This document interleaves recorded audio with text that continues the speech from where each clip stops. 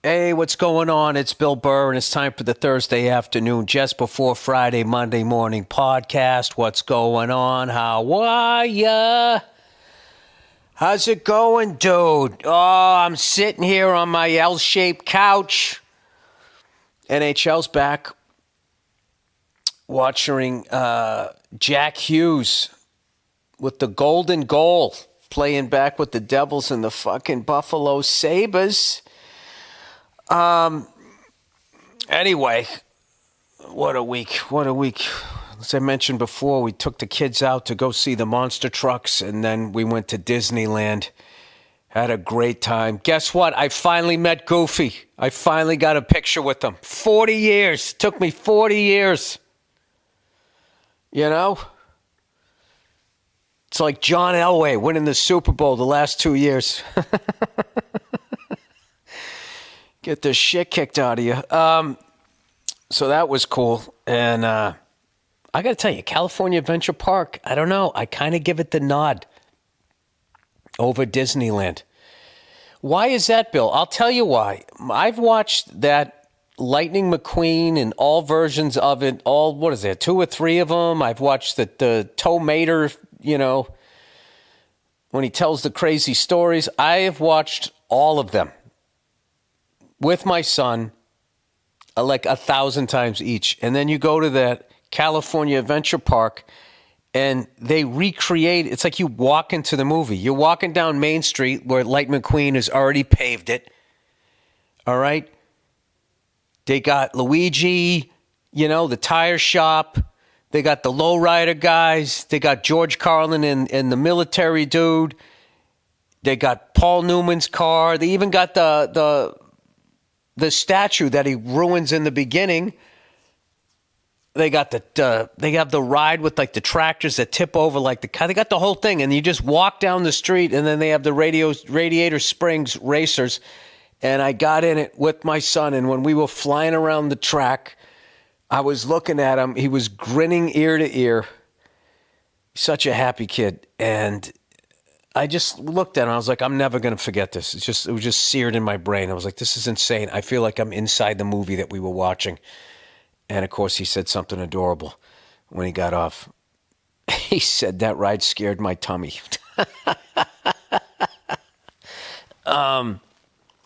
It was awesome. And then, my daughter's getting older too, just watching her interacting with the park, even more different than she did a few months ago. So, yeah, I'm like a fucking Disney dad. I don't know what happened, but I love the place, and I had a great time. We even hung out for, like, the parade, and I got to watch the lovely Nia. What did she freak out about? Little Mermaid came by, and all of a sudden she became, like, 8, 9 years old again, and she was, like, waving to the people on the float. It's fucking hilarious.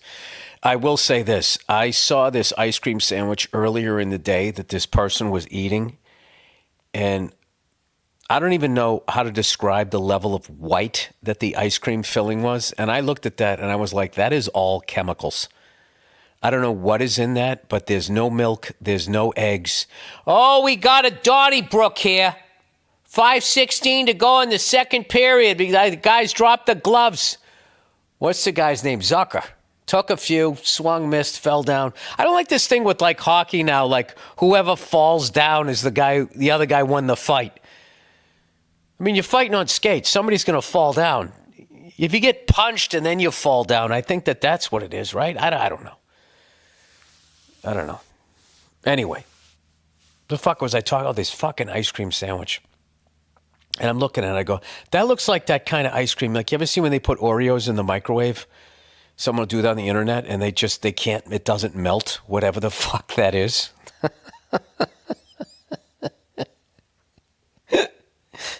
As we're 25 years into fighting a war on terrorism, we allow a U.S. company to feed this to its own citizens. Okay. So I looked at it, and I go, I was just looking at these people going like, I can't fucking believe they're eating that shit. So I go with the turkey leg. And I'm eating the turkey leg, and I'm having a good time. But then I get filled up with all that sodium, and lo and behold, I end up being hungry at the end of the night, and the parade's happening, and everybody I'm with is getting ice cream sandwiches. And I said, all right, I'll get an ice cream sandwich. And I I can't believe I ate that thing. Like, I've been eating like an idiot the last couple of weeks, but today I went to the gym and I got back on it. But I will tell you, whatever was in that ice cream sandwich is going to be in my body for the rest of my life.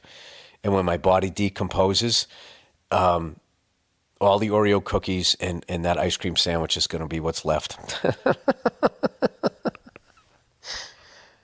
There's just, like, how much money do you have to make that you start feeding people poison? And then, as always, they'll put it on you. Well, you need to, like, be conscious of what you're putting in your body. How can I do that when I have to work all these hours just to fucking keep my head above water? Well, you got to figure it out. You have to make healthy choices. You got to make healthy choices. It's like, well, why isn't the food healthy? Why is it on me to try? Like, I'm not a chemist. I don't know what's in this shit.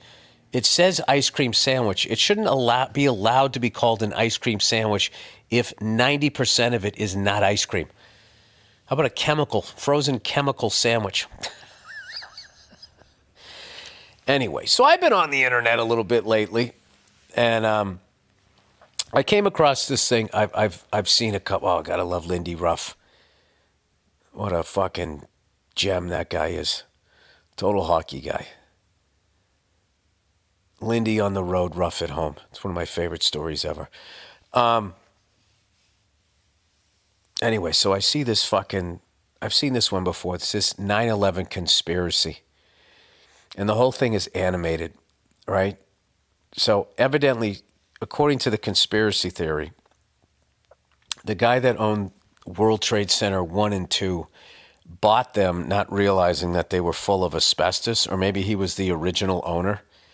And then he didn't want to pay for the asbestos removal.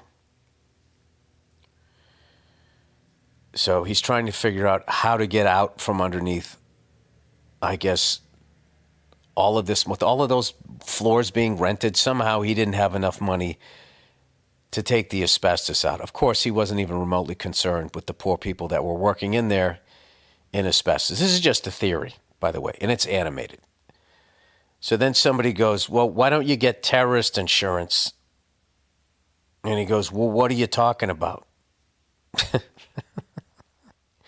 They go, you get terrorist insurance, and then we'll call the White House and just say, how about we pull these buildings, just say terrorists do it, and then you can just have a war on terror, and it could be wherever, and you can have false flag wars anytime you want. And they're like, well, that sounds like a good deal. And then everybody in the comments are like, this is what the fuck happened. And I'm watching this thing. And these guys concoct this plan on the phone and then call the White House on the, like, this is how it went down.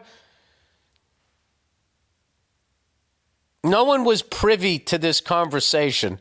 And now you're animating it. This alleged conversation. And then what? They called up, hey, White House, can I help you? How may I direct your call? Yeah, false flag wars. Hang on a second. Hello, false flag wars. Yeah, hi. You ever been to New York City? You know, World War... the whole fucking thing. And not one person in the comments is going like, hey, I don't... Like, whatever your theory is, there's no way this was discussed on the phone. I don't know. Or maybe it is. Who knows? With these fucking Epstein files and shit, were these people really this dumb? They didn't even speak in code. They just fucking said all of this shit via email. By the way, the latest Narcissist Watch. So the U.S. men's team goes to the White House, and the White House, suspends false flag calls from guys who own skyscrapers in New York City. I haven't seen the animated version yet. So they go there, and this is like just classic. This is not political at all. I'm just observing narcissist behavior.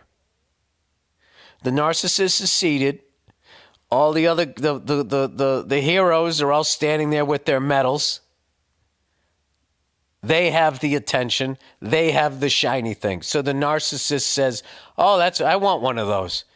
Can I try that on?" So then the dude gives it to him, and then he makes the joke, "I'm not giving it back."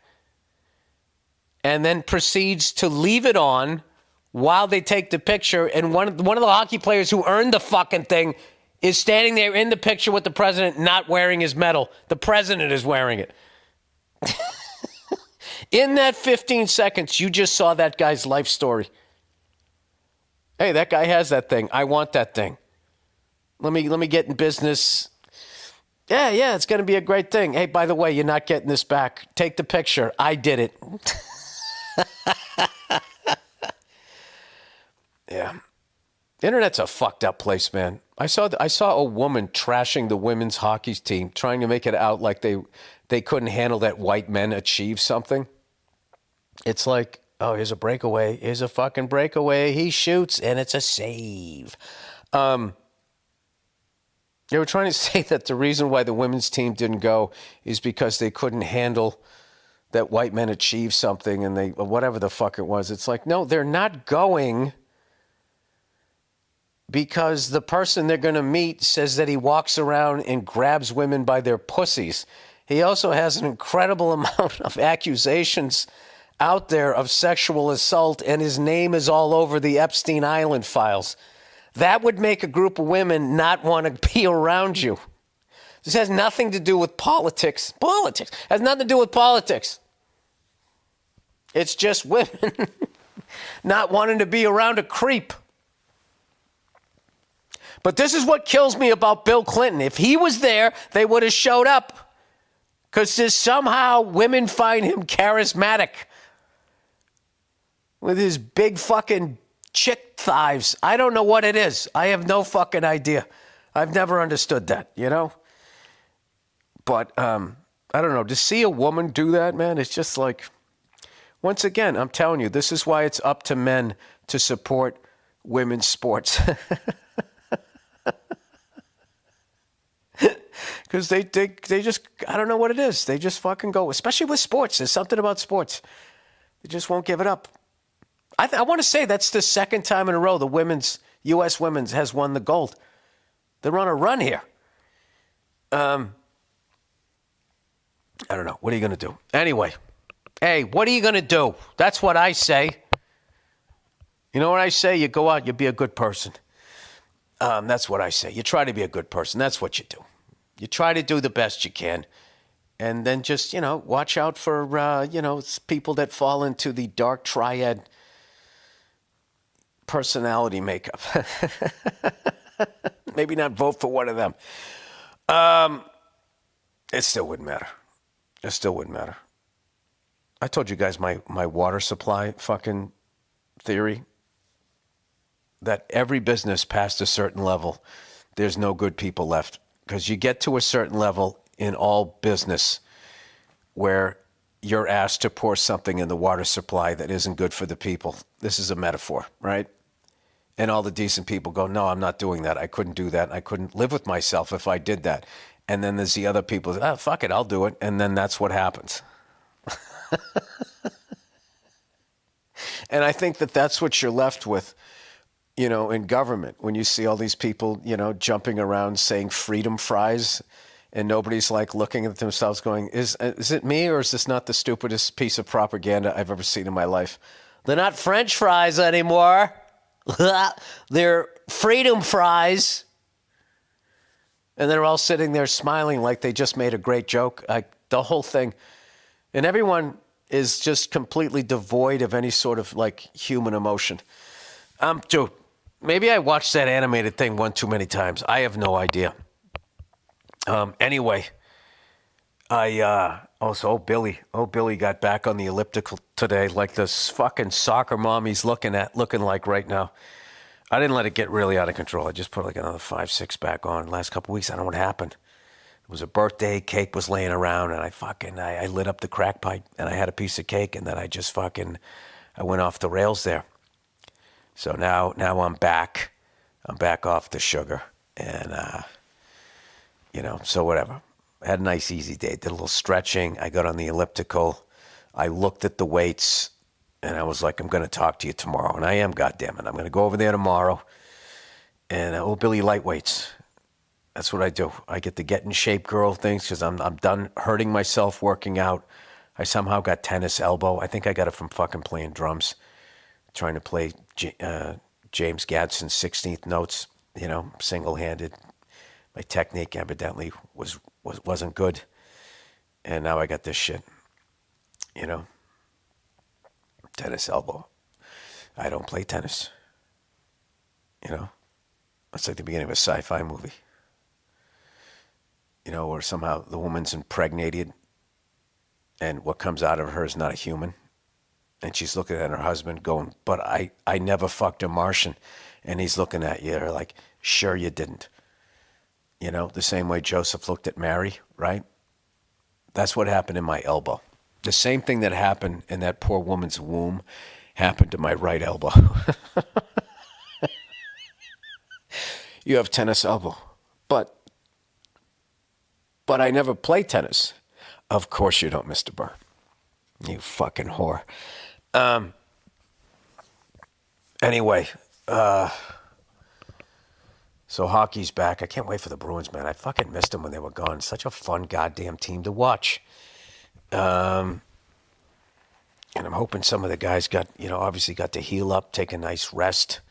There was a few guys that I noticed their game wasn't quite as physical or whatever. As the season goes on, you see them. I saw Nikita that Ranger game where he fell and his leg went underneath him. In some weird way, he missed like a game or two.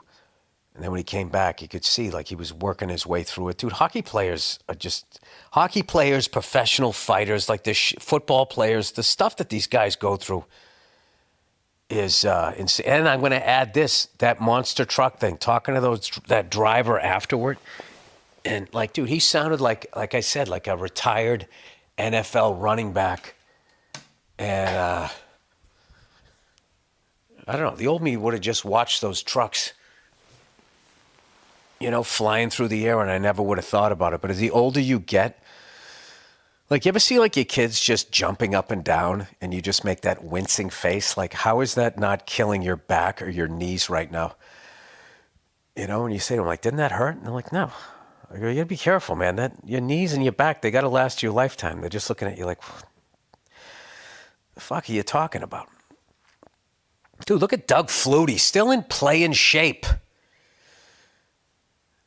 That guy looks like he could still get it to Gerard Phelan. I bet he could. I bet Doug Flutie can still throw it 50 yards if you let him warm up. He threw it 60 when he was like 22. I bet however old he is now, he's a few years older than me. He's probably like 60, 61. I bet that guy can still throw it fucking 50 yards, and I bet he can throw it on a rope 40. Look at me talking shit about his abilities. Where can you throw it, Bill? I think the longest I ever threw a ball was about fucking 38 yards. I don't even know if I could ever even throw it 40. You sit up in the stands, you're like, dude, I could fucking do that. Then you get down there, you're like, oh, this is a fucking hurl. Well, you go to Fenway Park. You're just like, dude, I could hit one over. You know what? I get warning track. That's the humble thing you say in the stands. There's a few people though, that could do it. I'll tell you who could do it. It was fucking Tom Selleck. Tom Selleck did it. Tiger Stadium. Came in, star of Magnum PI, and he got up to the plate and he hit it left-handed, I think. Left-handed hitter, and he hit it to the short porch out in right field. And then you know what the cool thing was? He just sort of nodded to the crowd. He didn't act like it was a big deal. And it's like, let me get this straight. You're a 6'5" Burt Reynolds. You drive a Ferrari. You're banging all these hot chicks in fucking Maui, and you can hit an MLB home run.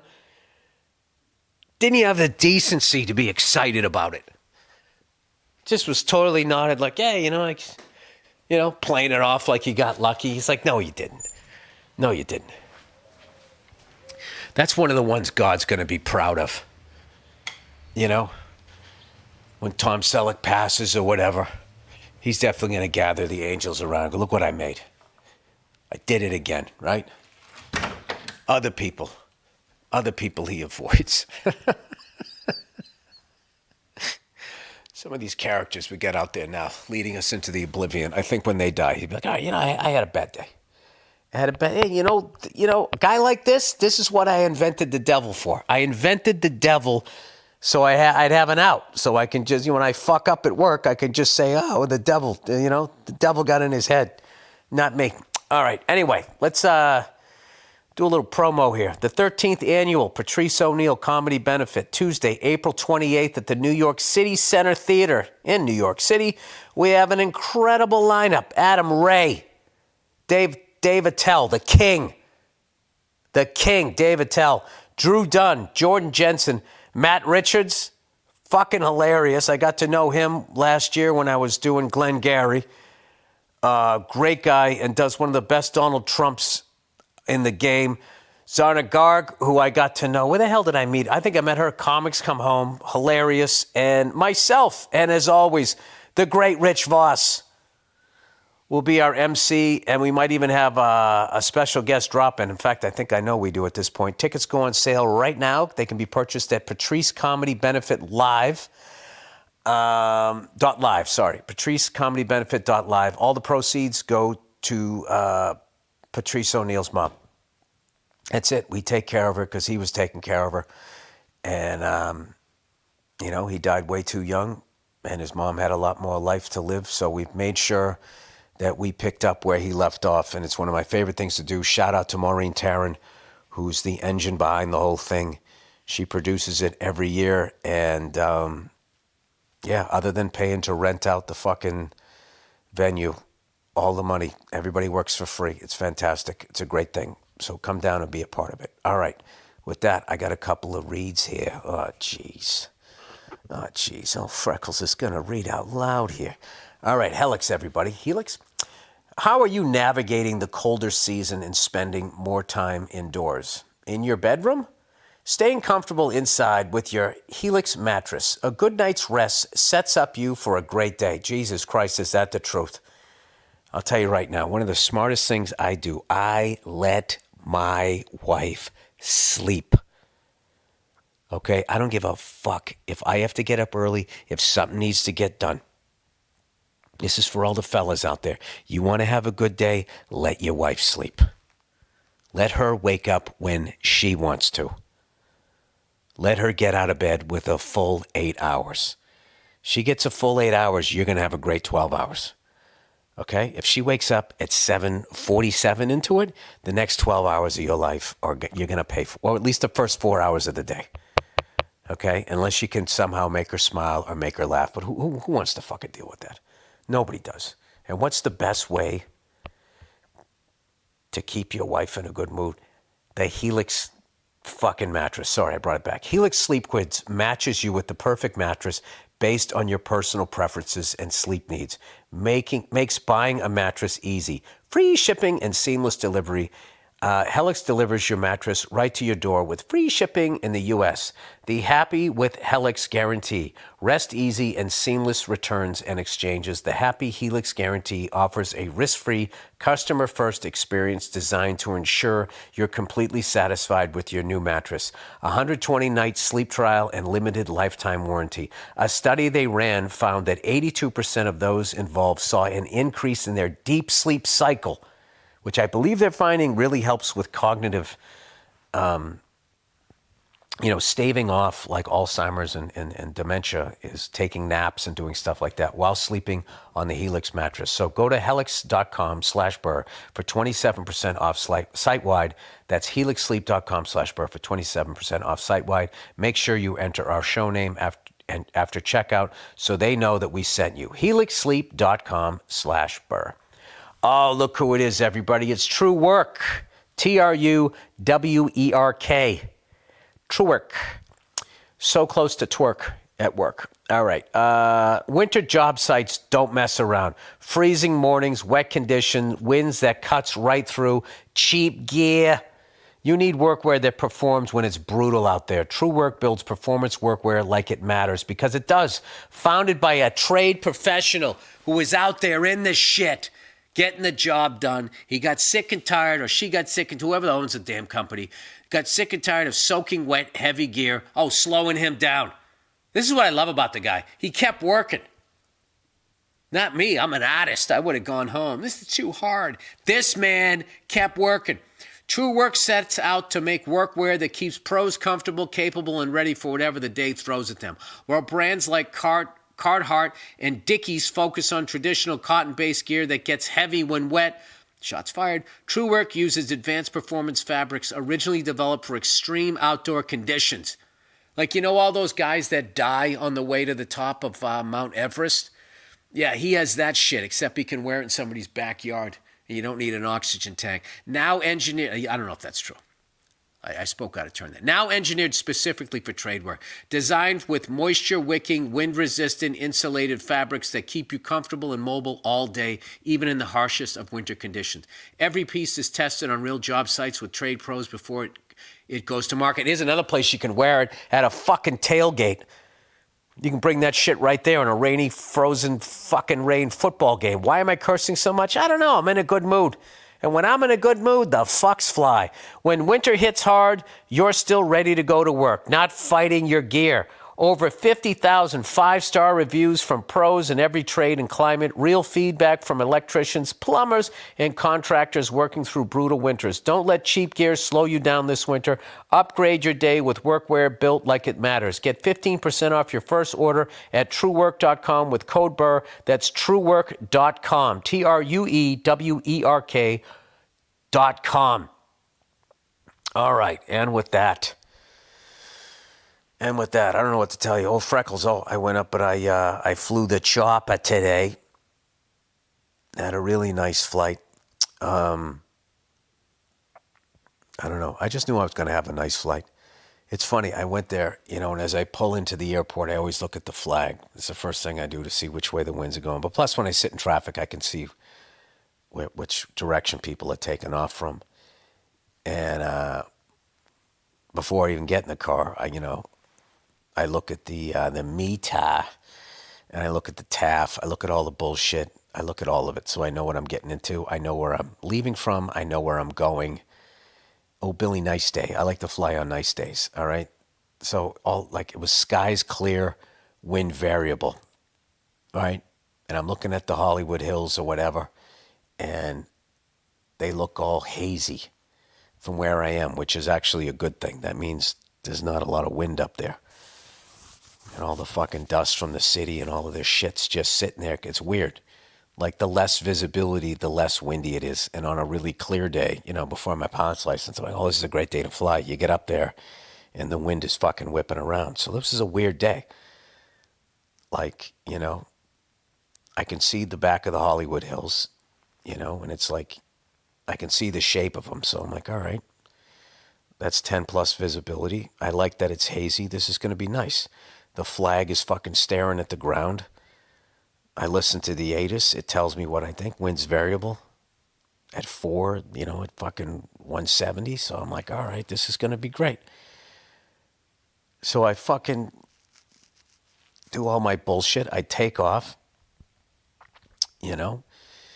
from a taxiway because I'm a helicopter and we're fucking cool. And right when I get into the crosswind, immediately I just start getting bumped around and all of this. And I was like, I fucking knew it. I knew it. Because I was literally thinking, like, this happens a lot. Like, on the ground, nothing's going on. And then you fucking get up there. And all of a sudden, like, the winds were like, 15 knots. It was nothing crazy, but it was like coming from the right side or the left side. So it was sort of pushing me a little bit. And, but it was still really hazy, which was weird. So I couldn't tell where it was coming from. Anyway, ended up flying out to like Santa Paula. I like flying out that way. Had a nice soft landing there. And then, I flew back to Van Nuys and just had a great fucking flight. And I was on my way back. And one of the Red Bull guys pulled up alongside of me in his helicopter. I was talking to him for like a fucking minute. And I've met a couple of those guys, and this guy wants to take me up and do like a fucking 360 loop. And I'm sitting there like, dude, I got kids, I got a family, and I'm free on Friday.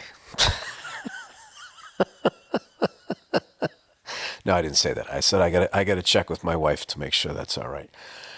But I want to fucking do it. I have total fucking envy of people with like full size helicopters and like the amount of inertia their main rotor has, as opposed to my little fucking egg beater. And but they're just like, that's a whole other ball game. That's where you got to be like Tom Cruise or Speaker of the House to be able to afford a helicopter like that. It just is. It's an entire, like the jump. You know what I mean? It's like going from a Prius to a Bugatti. And there's no middle ground. There's no fucking, I guess you can buy a fucking used one, you know, that's about ready to time out. And then you're going to have to pay for the fucking, whatever they call it. I almost said remodel. How much do I own a house? The fucking, whatever, when they rebuild the whole thing and then like, well, they're discontinuing this so they don't support it anymore. And then you're sitting there and you got like this $1 zillion fucking paperweight. There's just no way into it. So what you got to do is you got to get to know people that have, you got to get a giant fucking hang. It's insane. It's insane. Like when you go to an airport, there's like these little fucking like motorhome hangars with people with like Cessnas and little fucking Robinsons like me. And then there's just these giant fucking hangars with like fucking G5s and a fleet of Ferraris. It's completely like, whenever those hangars open up and you look in there, like you feel like you're watching like the beginning of like a Jason Statham movie. You know what I mean? It's just a whole other level. So I think what I'm going to do, I'm always like, I love my helicopter because it's like $60 for an hour to fly it. It's like a car. That's where you want to be. So what I like doing now is I just like taking my friends up and I just give them like a tour of LA and I fly over a bunch of cool shit. That's kind of like what I like to do. And I don't know. But anyway, I will tell you though, that guy flying alongside of me was kind of fucking hilarious. It was literally like a Ferrari driving behind a fucking Prius and not passing. It was kind of fucking amazing. But anyway, I had a great flight today and I had a great day. I had a great kid day, you know, played a bunch of baseball in the morning. Dude, I'm telling you, my daughter, holy shit.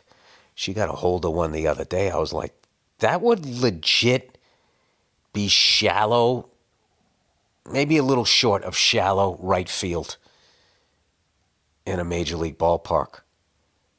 She just, like, what I love is she's using her hips now. She's taking some lessons and stuff, and her bat speed, and she has this totally relaxed swing. And I don't know. I'll tell you right now, if I ever go to my daughter's baseball game and she gets a hold of one and fucking, like any dads out there, your kid, boy or girl, ever hit a fucking home run? Like, how do you not just burst into tears?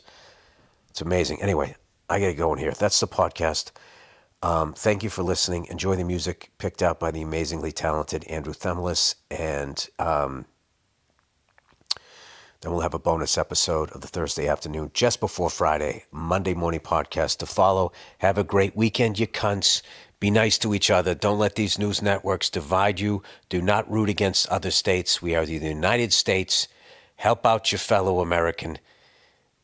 You know, don't listen to these sociopaths and don't listen to mouth-breathing morons. Anybody who has a message where they're trying to say us and them, anybody that's trying to separate people, it's ripping us apart. All right? We're human beings. We should be helping each other. All right, that's it. I'm off my stump. Okay, go fuck yourself.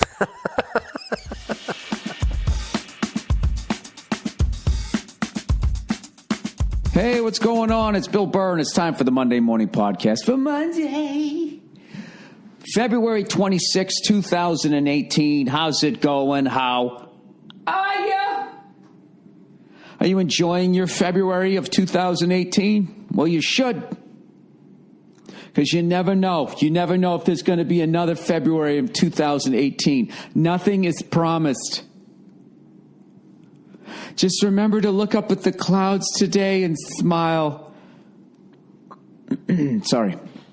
I'm threatening to get on Instagram once again, and I'm going to get on there, and I'm going to become someone who's in the public eye that inspires you. So I just want to try out some of my inspiring words, you know.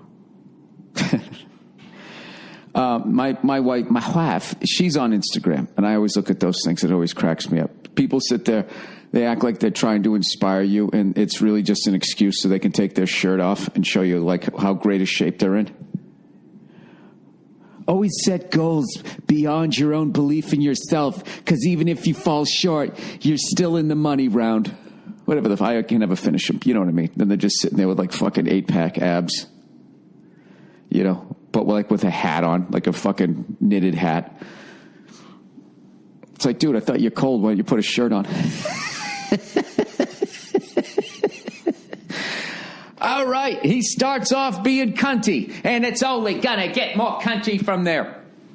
So I was out in Santa Monica, and I was coming back towards Hollywood, you know, to get my Botox injections.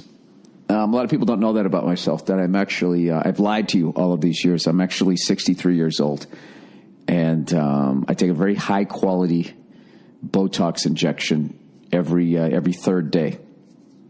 Sort of like the Patron Silver of like Botox, you know. I don't know shit about tequila. I'm sure somebody's going to say, "Oh, actually, that's kind of a mid-range tequila. You won't want to have more of the agave." No one cares. No one cares about you and your fucking tequila connoisseuring.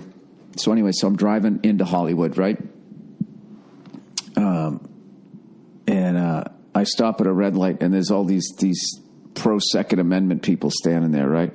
With like megaphones and shit, and they just keep yelling, "America, love it or leave it! This is America, love it or leave it!" Right?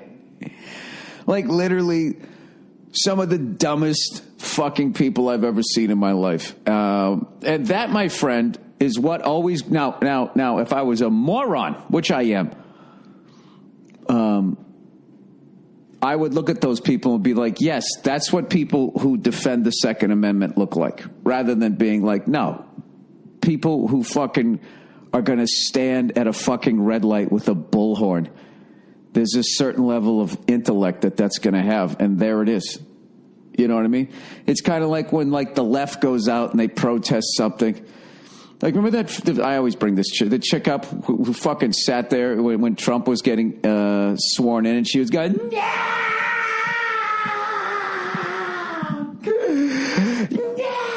Like that fucking.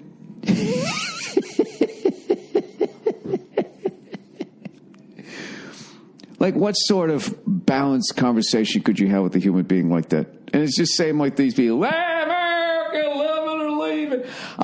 It was fucking hilarious. And then people were beeping at them. I don't know. You can't tell when someone hits a horn whether they don't have like the positive beeping. I guess that's like a peep. You can't tell if they were beeping like, yeah, keep yelling that shit that doesn't make any sense. I don't understand America, love it or leave it. So if you want to adjust anything, then you need to get the fuck out of here. Like, it's just like, I mean, that's what the Flyers did for the last fucking 40 years, and that's why they have yet to win another cup. Because whatever they did in 74 and 75, they continued to fucking do up until about maybe 6 or 7 seasons ago. You know, we're just going to beat the shit out of people, right? That worked in 74 and 75, before social media. Before millennials were even born, you could do that. All right? And they didn't adjust. And look at them now, cupless. They haven't won a Stanley Cup since Gerald Ford was in office. I mean, that's fucking unbelievable, right? Actually, it really isn't when you look at it. There is 30 teams. If you win one once every 30 years, that's pretty much average. So they're a little behind. They're a little behind the curve. They need to stay after class, get a little extra help on how to cycle it around. Yeah, and I love how they go, these fucking morons are going, love it or leave it. And what they're defending was an amendment to the Constitution, which is a change. Fucking unbelievable. And the look on their face, too, when they were pissing people off, because, like, these fucking morons were actually looking at him, getting mad. I actually rolled my window down because I wanted to call one of the guys fat. I just looked at it like, this is going to be, how mad can I make this guy? It's so childish, but that's how I kind of looked at it. But the look on their faces of them just pissing people off, they had total joy on their faces. So it's just like, you're not making it any better. You're actually making it worse. I don't know. Why can't people just sit down and just be like, you know, people that defend AR-15s can be like, look, man, I fucking love my gun. I fucking spoon with it. I ain't ever shot myself in the face with it. And then the people on the left can be like, well, you know, we're not saying that all guns are bad. We're just saying, excuse me, is that a butterfly? We're just saying that maybe it should be a little more difficult to get one of those guns. Maybe that's what we need to do. Maybe that's a way that each side can hear each other. Each side performs as the stereotype. You know? Or wait, maybe you present your liberal opinion in your viewpoint of what you think the right sounds like. You know? I'm going to raise my daughter gender neutral, right? And then they have to, when they refute, they have to be like, you fucking liberal snowflake.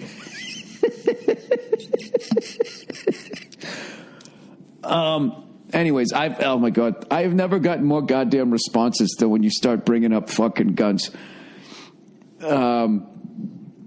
There's got to be, how can you do it? Like, you know, you got to let these fucking people still have their machine guns so they can get out there and them four-wheelers or, you know, who knows? Who knows what's going to happen? I am curious, too, as far as, well, before I finish that, how do you figure out who's a fucking lunatic and who isn't? You know what I mean? Because I haven't done any research on this, but I would be willing to bet that at least 98% of registered gun owners are fucking responsible, you know? They're out there shooting squirrels off their balconies, right? With that gun you see at the end of Scarface or whatever the fuck it is they're doing. But who gives a shit? That's all they're doing. Just a fucking squirrel, man. It's a goddamn cute rat as far as I'm concerned. It's good eating, though. It's good eating. It's like a gamey chicken with a little bit of Captain Crunch in it. There's got to be a way to, you know what I mean? I don't think anybody who owns a gun thinks that some fucking lunatic should get a gun like that. So why don't we just work on that? How would you do that? How would you possibly fucking do that? I don't know. I actually got into it with somebody, you know, when they were trying to tell me that silencers were legal in New York. And I'm like, dude, they're not. He's like, yes, they are. And I said, dude, I live there. They're not. And then he like immediately he goes, they are. You just have to register. So then I Google it, and it says that suppressors are legal in something like 42 different states. And one of the states they weren't legal in was New York. And then the guy gets, rather than being like, oh, okay, I'm wrong, he gets like fucking mad. And he goes, well, is that a new law? It's like, no. I don't know when it came. As far as I know, whenever I fucking lived there, you can't have a silencer in fucking New York City. That basically means that I'm going to go assassinate somebody. It's not like we have a bunch of fucking coyotes and shit running around. Alligators and that type of shit. Because in Florida, they were just like, well, you know, because we shot guns with silencers in Florida. They would just go, and we were laughing. And Verzi said, yeah, having a silencer in New York means I basically want to kill somebody and I don't want anybody to hear it. And they laughed. And down here, they were like, that just means there's an alligator on your yard and you don't want to wake up your neighbor. You know? So it's like, all right. I get it. Plus, my ears are junk. I think if I had a fucking gun, I would want to have a suppressor. You know? I mean, it's got to be the best if somebody breaks into your house. All right, and your gun is readily available, and you have a suppressor on it, right? And you just fucking stand up in your jam, scratching your ass, and you just I'll clean that up in the morning. You just go right back to bed, you know, and you're just laying there. You know, when you did something fucked up the night before, you know how you wake up where you don't just sort of gradually wake up, your fucking eyes just come open. I fucking I have to shoot somebody last night. Ah, God damn it, the blood's all dried on my floors, man. Anyways, I find the whole fucking thing fascinating. I also find it fascinating that, as much as I'm a believer that you shouldn't, the government shouldn't be the only one that has guns. It's like too much powers, considering what the fuck they're doing. I think we're, as far as technology goes, an owner of media, I just don't think that a bunch of people with like guns in their houses is going to stop any sort of fucking, if we went, I don't know how much crazy we could get in this country, but if we really went totally fucking crazy, I really don't think a bunch of armed citizens who are not organized or even remotely have the training or the weaponry of what, the martial law, whatever the fuck would be enacted, would even be able to stop it, And then the people that took over in power would also control the media, and then they would put out information to make those patriotic citizens look like they were fucking Nazis, and the whole thing would fall apart. However, for a lot of people, I think it would be a fun way to go out. You want my guns? Come and get them. Come and get them. You want my Soul Cycle? Well, I'm going to put it up on Craigslist next week. All right, let's get out of this fucking topic. We'll talk about it later. I'm trying to be even here, like sort of trashing both sides and seeing both sides. This is my Instagram inspirational thing on gun control. I'm trying to see both sides of this. And in the end of this, I will take my shirt off.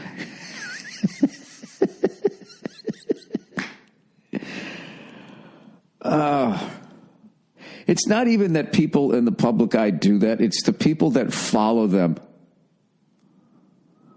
I guess if they are inspiring them, I guess they are doing something. But it is just so clearly, it has nothing to do.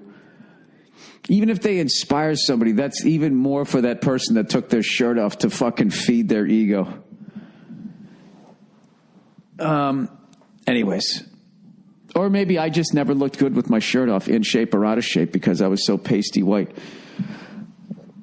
I felt bad for fucking, there was a fellow celebrity, a redhead, and he had his shirt off on a boat, and everyone was, and he's in great shape, and that's all everybody talked about was how fucking white he was,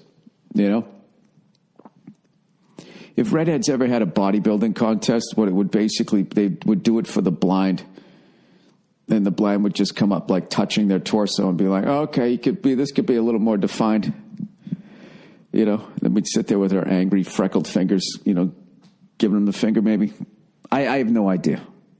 All I know is that since I've become a dad, I don't have time to fucking watch games the way I used to, especially like hockey and basketball, how many games there are and all that. Every time I fucking start to get caught up on the Bruins, I look at my little thing and it says, you have 5 new games to watch. And I know they're playing great and they're making all these moves. I don't know if this trade went through, but we got fucking Rick Nash from the Rangers. And I was thinking, oh God, like who the fuck did we give up for this guy? And we gave up a first-round draft pick. Where the hell is it here? And we gave up Ryan Spooner and Matt Bolesky. I don't know. Rick Nash is 33. I loved Ryan Spooner. Well, what are you going to do? What are you going to do? But I think, who knows? I like what Sweeney's doing. He's just like, all right, fuck it. We're like right there. Let's push this over the top. It gives us a physical presence. A guy that gives you 30 goals a season. I think the Bruins definitely got better. They're going to put him on the second line with David Krejci. Now you got Bergeron. You got Pasternak. You got Marchand in the first line. That gives us 2 really solid lines. And I haven't watched that many games this year. But the games I've been watching, our fourth line actually kind of contributes quite a bit. We're young, we're fast. Now we got this guy, and he's a big presence out there. He doesn't really drop the gloves, But, I mean, that's been completely taken out of the game. By the way, people who always talk about how much they love Olympic hockey, and if they could just get the fighting out of the NHL, that they would actually sit down and watch it. Well, all I want to say is fuck you, you lying cunts, because you ruined the game that I loved. Because they've pretty much got fighting out of the game. Certainly in the playoffs. You get in the playoffs, the goons are gone. The goons go home. The goons go home at night. The goons go home at night. They go home during the fucking playoffs. Playoffs? We send them all home. And every year I get a little sad, you know, when I see that. And I think back to the 80s when the fucking Bruins played the fucking Buffalo Sabres. And it was standing room only in the penalty box. It's like two guys sitting down, three people standing up behind them. Looked like they were stuck in an elevator. Back then, that was called setting the tone. That's not what happens anymore, is it? Huh? All these people out there trying to take away my guns and my four-wheelers. Sorry. All these people out there trying to take my gun and my four-wheeler. You fucking liberal snowflake. Why don't you just skip to some socialist country? Well, let me tell you something. There's no room for violence in hockey. It just shows ignorance. Okay, that's what I'm going to do from here on out. Whenever I present the liberal side, I'm going to do a fucking, I need another good liberal argument. You know what I mean? I don't know why the fuck we just don't switch over to solar power. All these stupid fucking rednecks rolling coal. They should have solar power. These fucking oil companies and corporations, they don't want to do it. America, love it or leave it. Or adjust it. You know, as everything does. As everything in the world does. As it moves forward, it adjusts. You know? As virus adjusts. Adjust, I should say. Adjust. We're all using that hand sanitizer and all that shit. You know? What are the viruses doing? Going, well, I guess that's it for us. I guess we can't kill any more people. They're not. They're hitting the gym. They're drinking that shit up. And they're getting even stronger. And there's going to be a fucking... Look how strong the flu is. Look how many fucking kids died this year. It's terrifying. Everything adjusts, all right? You can't adjust fucking, you know. Amendments are adjustments to the Constitution, you dumb fucks over there. And I'm not saying you shouldn't defend your guns. Oh, I'm going to be a liberal here. I'm not saying you shouldn't defend your guns. I'm just saying some adjustments maybe need to be made. You know? I don't remember. I almost said Tom Sawyer. I don't remember who's the guy who said the British are coming. Paul Revere. I don't remember his kid going into a log cabin, you know, shooting it up with a musket. All right. What do we got here? Hand sanitizer. Super virus. Super. You guys remember Super Fuzz? And when that came out to your cable station? I have the worst fucking goddamn internet. He has the worst fucking internet in the world.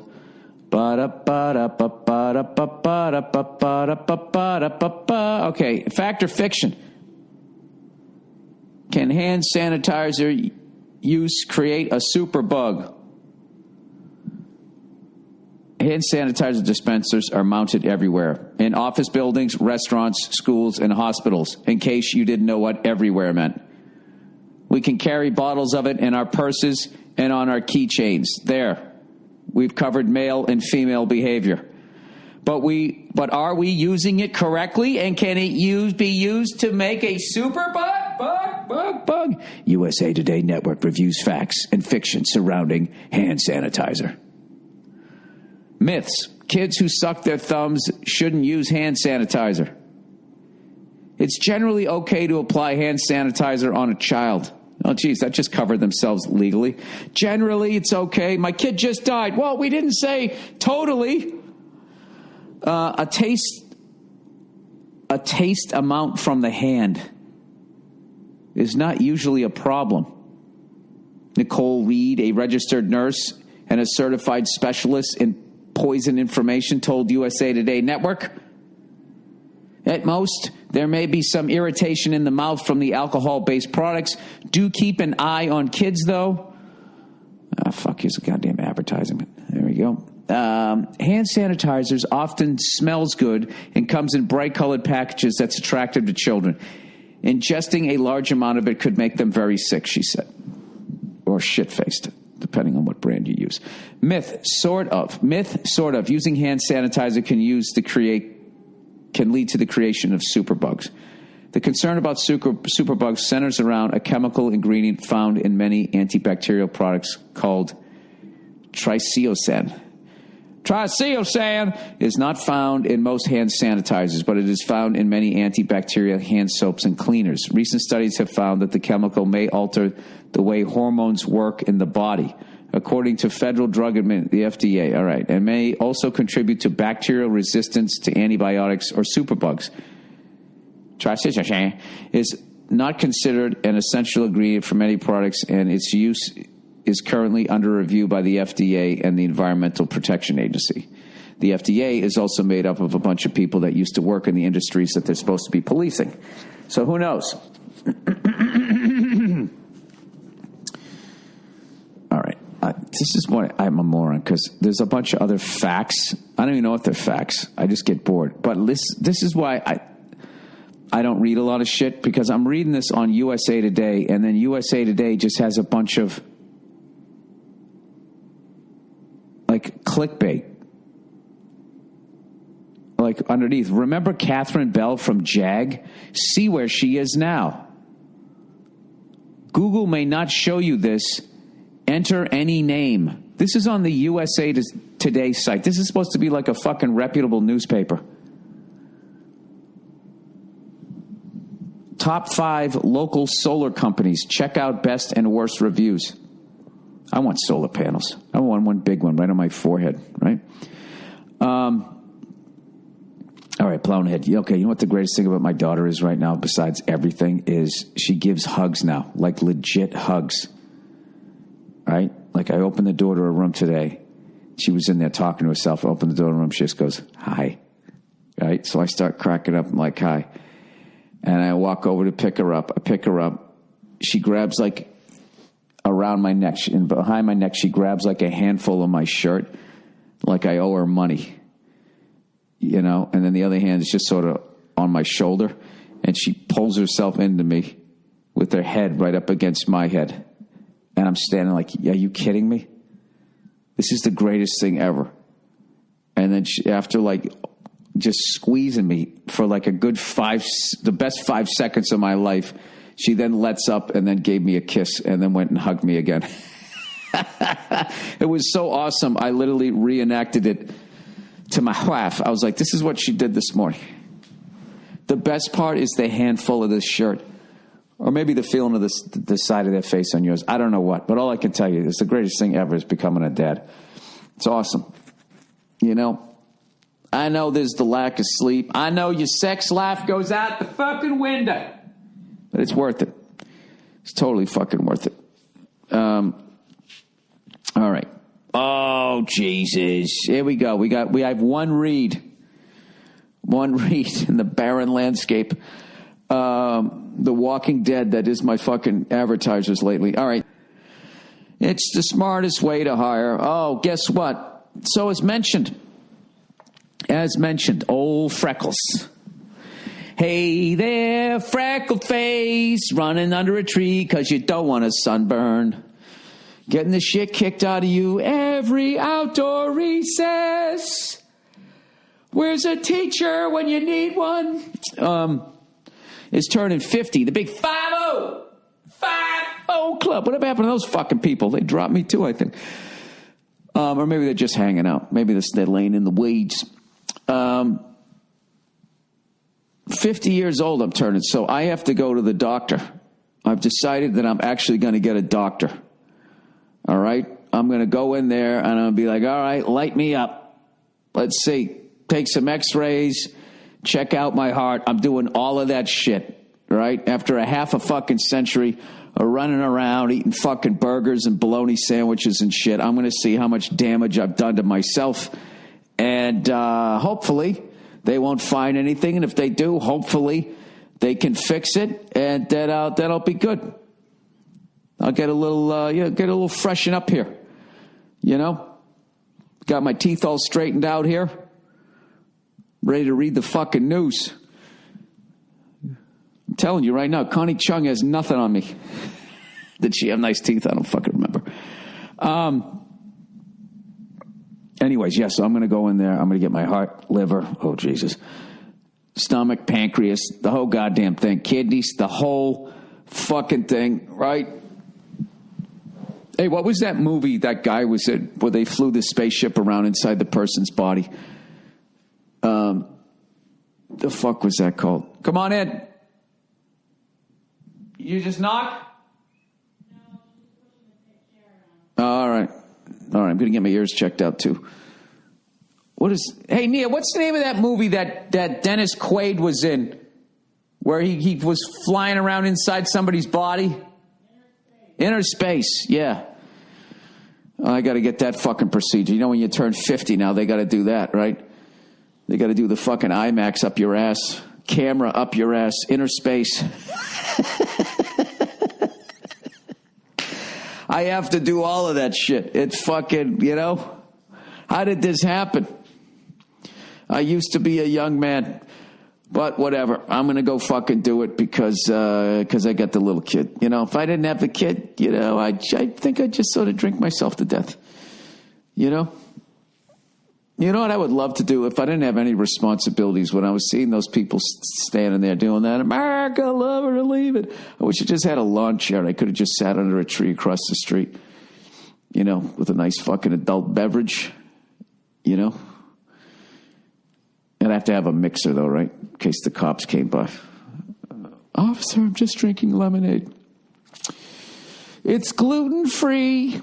And just sit there watching them. It was part of me that actually enjoyed watching them come down. Like, hey, let's go down there and piss off a bunch of liberals. And they come down. And I just don't think that they made the problem better. They didn't make anybody on the left want to listen to what the fuck they had to say. But they were morons. And I don't think everybody on the right is like that. And I don't think everybody on the left is a fucking lunatic. One of them hairy-legged lunatics over there trying to fucking change everything that we hold dear. Who knows? Who the fuck knows? All right, we're a half hour in here. I got a bunch of bullshit to do today. Dude, my drum room is done, and I can't even fucking tell you. Well, I'm going to try to tell you how fucking awesome it is. The first time in my life I can play drums as loud as I want and not piss anybody off. Okay? If you like me. Okay? If it's just a hobby. And every time you go to play, somebody tells you to shut the fuck up, and you always think, why didn't I just play the ukulele? Why did I have to pick this instrument? I'm going to tell you right now, you need to get a drum room. I don't give a fuck how you do it. Just, I was actually thinking, if this thing didn't work, what I was going to do, I was just going to pay somebody to literally dig a fucking hole in the ground, like a bomb shelter. All right? And just stick the whole fucking thing under the ground, right? Put some cinder blocks, make a little room, and you literally have to go down a ladder into the fucking thing. And then, of course, I don't stop there. I'm like, well, what if I had a tunnel going from the fucking house like Al Capone, and I could just walk in like that? You have it underneath, The tax man can't see it, so he can't tax you for it, And then this is the thing. Someday you sell the house, and you don't tell anybody that it's there. Then one day somebody discovers it, and then they're filming it, and they're all fucking excited to see, what's going to be down there? Is there going to be a safe? Is there going to be a dead body? Is there going to be a pterodactyl egg from prehistoric times? And they go down there, and it's just some big stupid drum room, right? Pictures of Fred Curry and Ricky Rocket and Tommy Lee, Nico McBrain, all these people that I grew up watching. Phil Rudd. I'd leave the posters. I don't have posters of any of those people. All right, let's do... And I've actually, because of my shoulder, which I'm telling you, man, I got it up to about 85% here, and I just can't fuck it up by wailing on the drums. I've just been working on my feet. And just the fucking bands that I'm getting into, because I've just been listening to a lot of double bass now. And my younger brothers were always into like Pantera and shit. And I was just like, that's too heavy for me. I can't believe I didn't get, I was old enough I could have saw that band, and I didn't. But I've just gone got like everything that they have now. And I always knew Vinnie Paul was a fucking great drummer, but Jesus Christ. Just incredible fucking drummer. And Cowboys from Hell and I'm Broken are probably my two favorites. And my drum teacher told me about their live album, that 101 Proof. And just how they end I'm Broken with that little double bass fucking riff there in the end. It's just like, I'm going to learn how to fucking do that. And I'm going to do that in my drum room. And that's it. That's what the fuck I've been doing. I've been doing that and working on the that Meshuggah Bleed song. That's what I do. I'm going to start double bass with the probably the most difficult double bass song you could possibly have. I'm up to about 70 BPMs, being able to play that lick with plain eighth notes, like that. It's not even that fast. It's more like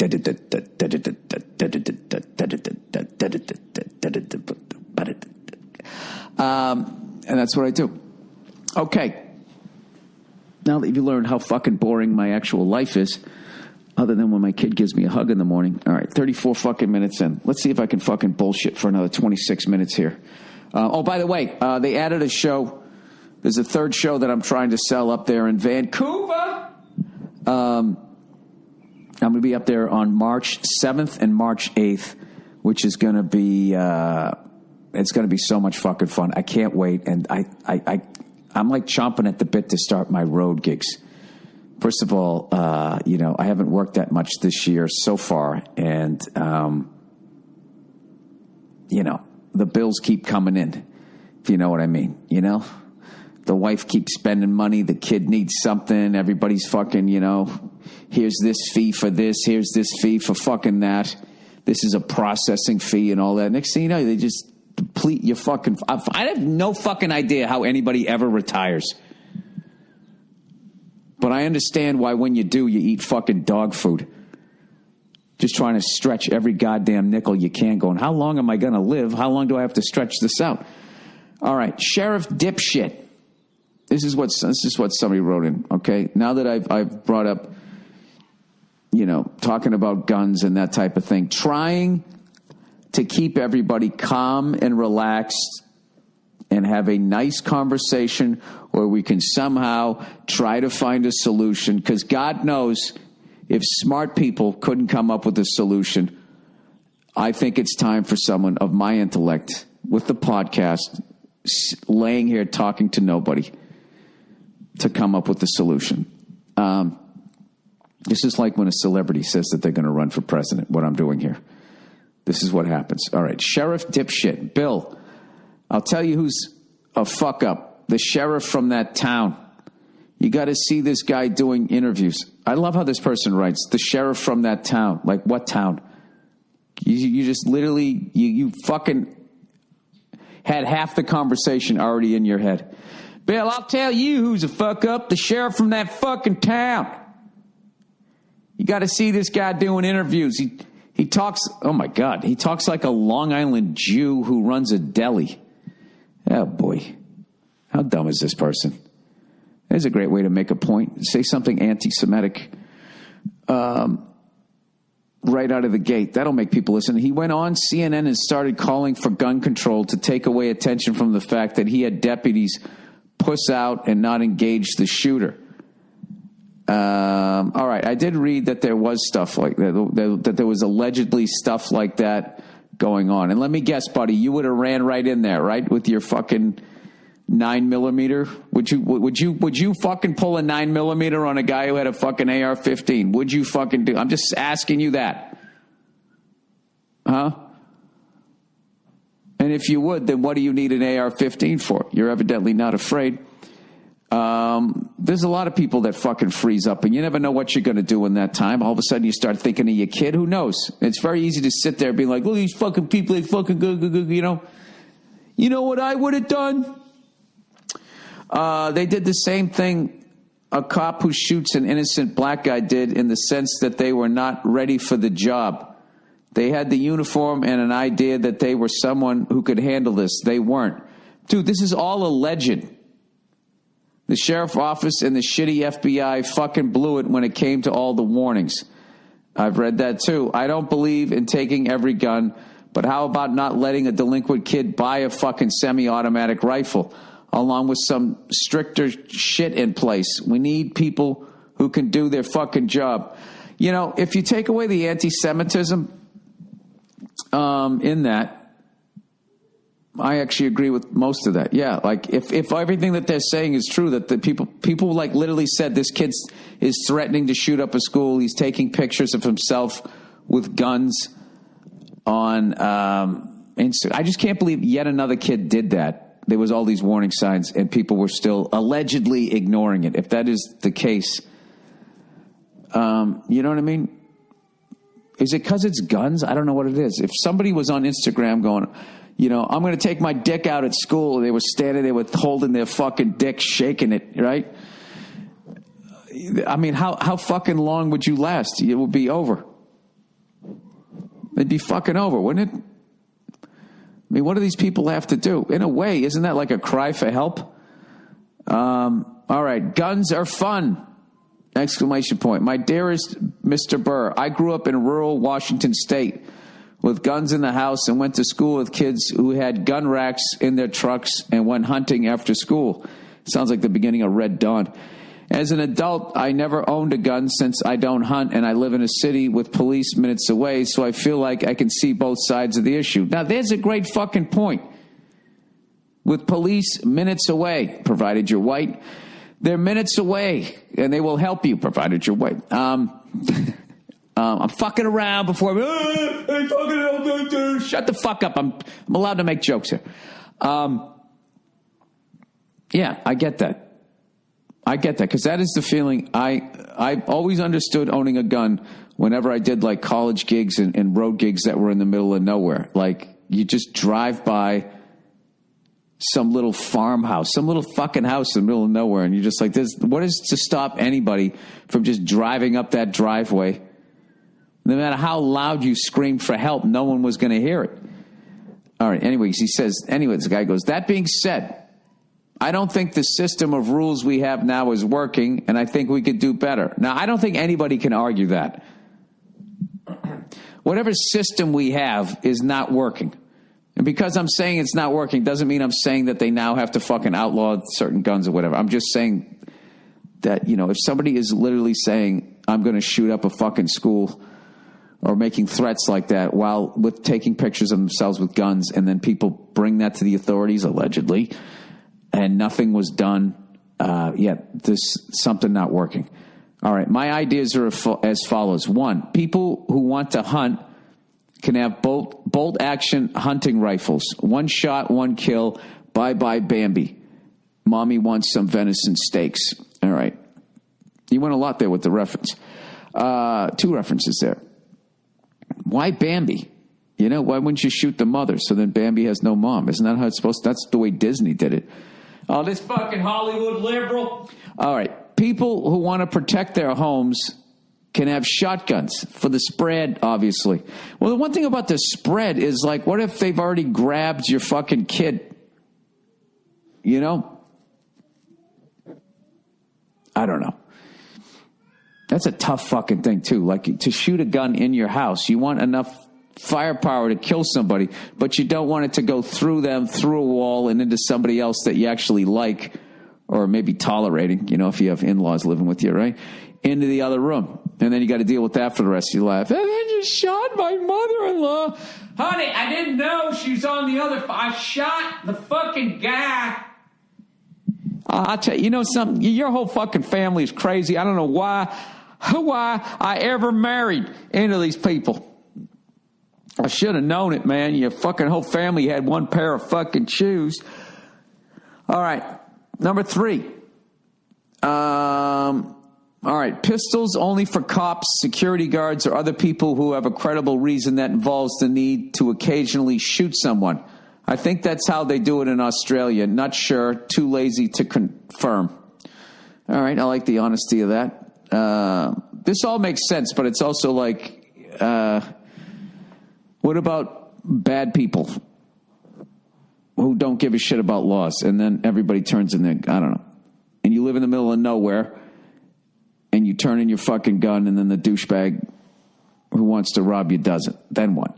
All right, number 3. People who want to have fun and blow shit up can own whatever the fuck they want, but it has to be delivered and kept at a licensed gun range at all times. Gun ranges could become the new golf course. This guy's got some interesting ideas.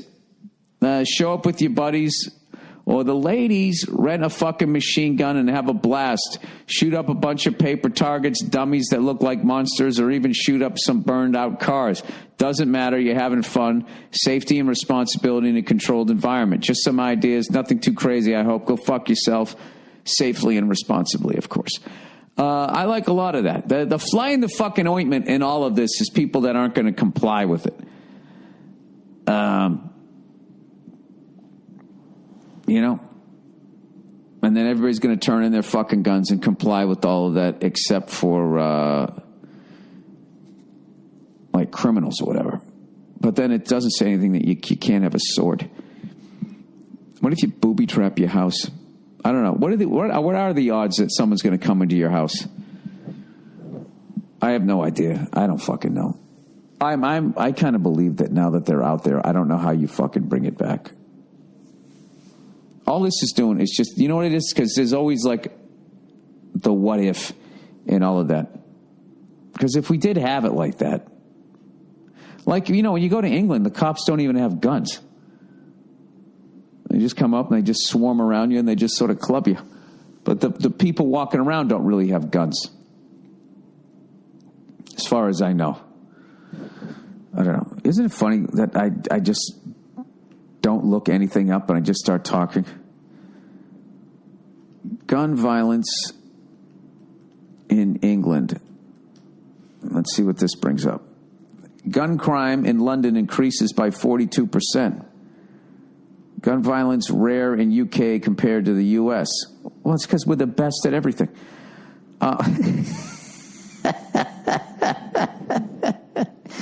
If London was better at fucking...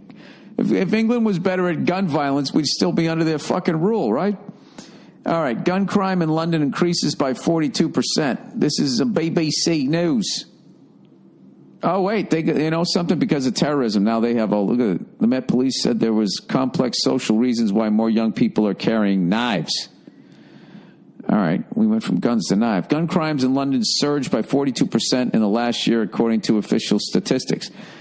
The Met Police's figures shows that there were 2,544 gun crime offenses from April 2016 to April 2017, compared to 1,793 offenses from 2015 until 2016. All right, so I mean, essentially, that's kind of like fucking, what would that be? That's about 6 incidents a day. No, less than that. 5, 4.5. That's pretty good for a whole city, though, right? Knife crime also increased by 24%, with 12,074 recorded offenses from 2016 to 2017.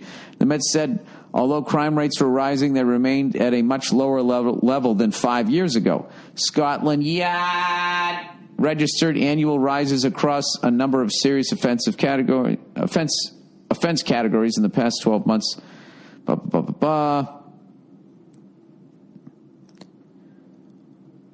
Okay, all right. I don't know what I just learned there. I have no idea. Oh, and then on the side they have blind MMA champion takes on new fight. The American who fled gay conversation in Africa. Everybody just has clickbait. Mum's bullying campaign leads to honesty app banned Immigration dominates Italian election. There's a decent story. Breakthroughs take time to sell. Rare photographs that changed lives. Oh, boy. All right, what are we doing here? Okay. Let's go back to whatever the fuck I was just reading. All right. A radiologist explains why a bullet from an AR-15 is so lethal. Was anybody questioning? Oh, I just thought they kind of bounced off you. Okay. Hey, Bill, love what you do, and you are an amazing asset to the community. Oh, you buttered me up. I'm definitely going to read this. I recently found this article from the viewpoint of a radiologist concerning the power of an AR-15. You usually don't hear the viewpoints from people in the medical field. It's the viewpoint that makes this piece unique. Enjoy. All right. Go to the page. Okay, here we go. What I saw treating the victims from Parkland should change the debate on guns. They weren't the first mass shooting victims the Florida radiologist saw, but the wounds were radically different. As I opened the CT scan last week to read the next case, I was baffled. The history simply read gunshot wounds. I had been a radiologist in one of the busiest trauma centers in the United States for 13 years and have diagnosed thousands of handgun injuries to the brain, lung, liver, spleen, bowel, and vital organs. I thought that I knew all that I needed to know about gunshot wounds, but the specific pattern of injury on my computer screen was one that I had only seen once before. In a typical handgun injury, which I diagnose almost daily, a bullet leaves a laceration through an organ such as the liver. To a radiologist, it appears as a linear, thin, gray bullet track through the organ. There may be bleeding in some bullet fragments. I was looking at a CT scan of one of the mass shooting victims from the Marjorie Stoneham Douglas High School. I hope I said that right.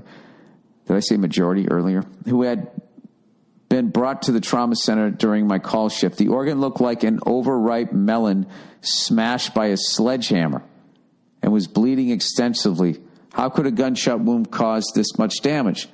The reaction in the emergency room was the same. One of the trauma surgeons opened a young victim in the operating room and found only shreds of the organ that had been hit by the bullet from an AR-15, a semi-automatic rifle that delivers a devastatingly lethal high-velocity bullet to the victim. Nothing was left to repair, and utterly devastating. Nothing could be done to fix the problem. The injury was fatal. A year ago, when a gunman opened fire at the Fort Lauderdale airport with a 9mm semi-automatic handgun, hitting 11 people in 90 seconds, I was on call. It was not until I had diagnosed the third of the 6 victims who were transported to the trauma center that I realized something out of the ordinary must have happened. The gunshots wounds were the same low-level velocity handgun injuries that I diagnosed every day. Only rapid succession set them apart. And all 6 of the victims who arrived at the hospital that day survived.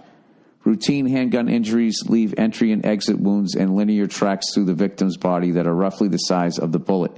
If the bullet does not directly hit something crucial like the heart or the aorta, the victim does not bleed to death before being transported to care at the trauma center.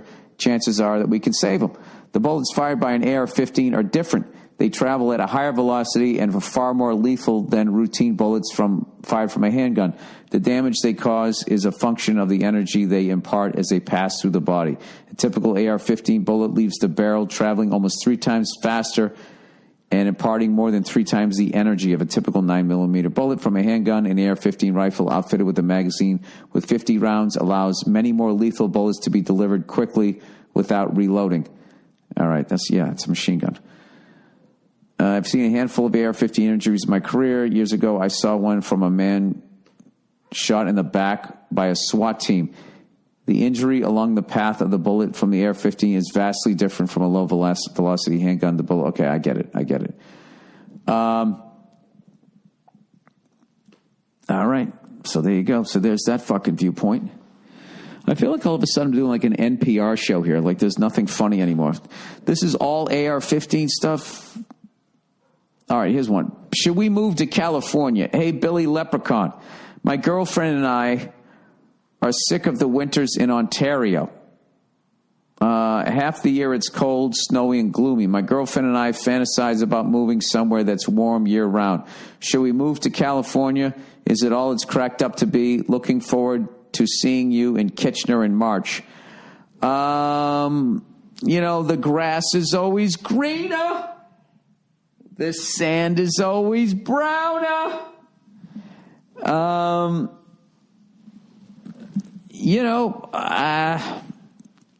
I don't think California needs anybody else to move here. It's really overpopulated, and there's a lot of advantages to living where you're living. I've been to Ontario a bunch of times. It's God's country up there. I know it gets cold and that type of shit, but the fact that you live where there's a water supply, you're not... if you want to just live in a constant state of drought... I always feel like when you live in Los Angeles, you're like 8 years ahead of the curve as far as like environmental disasters, because Los Angeles is an environmental disaster. It never should have existed. We had to steal water to be here. And they're building all these skyscrapers. And, it was kind of nice for a minute or a little bit after those fucking banker cunts cooked the economy. A bunch of people left L.A. and now... they're all being driven back into the city, and we won. Woo! We won the most congested city in the United States, and that's saying something. So if that's what you want to become a part of, San Francisco is more expensive than New York City at this point. I got to tell you, it's a breathtakingly beautiful state, though, when you go a little north of where I'm at. And if you can appreciate the desert is also very beautiful. But to be living in it is a little unsettling if you read up on it. But, I'm in the business I'm in, so I got to fucking live out here. I don't know what business you're in, but I don't know. You know what I would do? I would just take an awesome vacation every year with your girlfriend. And just break up the winter. Take a week and like a weekend or like a week, whatever the fuck you want to do, and just get the fuck out of Dodge. Just break it up. That's all you really need to do.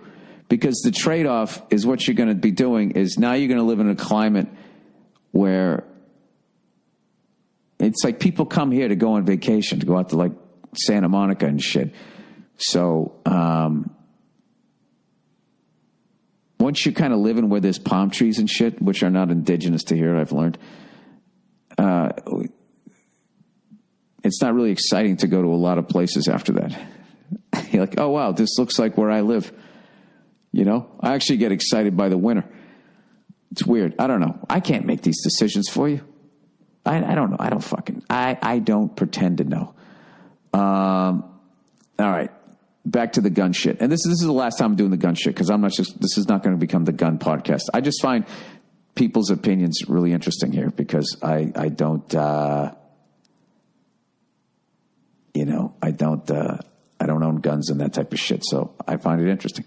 All right. Bill, I own multiple AR-15s. I hate that they are being used for mass shootings. Contrary from what you hear, their best for use is for hunting. Mostly varmints, fox, coyotes, prairie dogs, etc. Now, varmints is the proper word, by the way. Yosemite Sam ruined that word. That made everybody who uses the word varmint sound like a fucking moron. Let me look up the exact definition here. Varmints. Varmint, a troublesome wild animal, a troublesome and mischievous person, especially a child. An animal considered a pest, specifically one classified as vermin and unprotected by game law. Varmint hunting is the practice of hunting. I hate when they do this. Of vermin, generally small mammals targeted as a means of pest control rather than for food. Varminter may refer to a varmint hunter or describe hunting. Okay, so this guy's using this correctly before everybody who, thinks this is Yosemite Sam writing it. They are extremely accurate and have very little recoil. I'm able to shoot holes in quarters at 100 yards. Jesus, that's fucking impressive. They are very fun to take to a range and shoot. With that said, at gun shows and stores, there's a really sad culture of losers that talk about tactical situations like they're real-life John Rambos. Yeah, they're basically like the fantasy football players, you know, acting like they know how to run a fucking football team, except they're gun owners. They usually look like vermin, virgin basement dwellers. The thing a lot of people don't understand about the AR-15 is that it's a modular rifle. I buy them in parts and assemble them on my own. There's billions and billions of parts that would be available forever through private parties to make more rifles. They will never go away. We need to get more security in schools. There should be no way anyone should be able to walk into a school with a gun. Okay, so well then if you have a metal detector at the school, no one could get in with the gun, which sounds good. But then, you know, they used to let you run around and play outside the school before you went in. So wouldn't the kid just show up there? All right, a metal detector on the bus. No, I actually agree with that. I think that would be smart. Okay, there's billions and billions of parts. Wait. Google Ruger Mini 14 Mini 14. It does the same thing. Doesn't look scary. The problem isn't the guns. My guns will never be used for hunting humans. In Minnesota, where I live, to get parts or complete ARs, you have to go to the county sheriff and get a permit to purchase card. They take about 4 weeks to get and have a pretty stringent background check. I think it would be great if the entire country had the same process. I think the Second Amendment is just as important as the first. I wish we could all have an honest conversation about it. I would say a calm conversation about it. The last one I'll read here. Fucked up country. Hey there, Billy Strongjaw. Saw this on Reddit. It's a story about how a 15-year-old girl with learning disabilities and severe ADHD got in prison for throwing apples at a mailman. Went to prison? Was sent to prison, you mean? She continued to struggle with officers through the entire process and ended up doing 5 years until she hung herself after the first shitty prison transferred her to a federal prison for women. Is this true? This sounds fucking crazy. They interview a girl she knew in prison who said she would talk back to the guards because she thought it was funny. The whole time she was in there, she thought it was silly that she was in prison for throwing apples. Whatever side of the spectrum she's on, she had the mentality the whole time she was in there. She had that mentality the whole time she was in there. At one point, they put her in this harness thing that is the most ridiculous, dehumanizing thing you've ever seen, as well as putting on a hockey helmet so she couldn't swing her head around while tied down because they didn't want her to be a danger to herself. It's at the 12:33 mark. I don't want to watch this. This sounds horrible. Anyways, I'm thinking, man, our country prison system is fucked up. Then they said that it was somewhere in Ontario. And let me tell you, Bill, Canada hides behind the shitty Prime Minister do-good douche who just said the right thing all the time. Meanwhile, they had mental health protocol than anything I've seen in a doc. You mean worse? You kind of left a word out. About the U.S. prison system that I can recall. Fair enough? Oh, so Canada did all of this shit? Let me see here. Clicking on the link. What we've got here.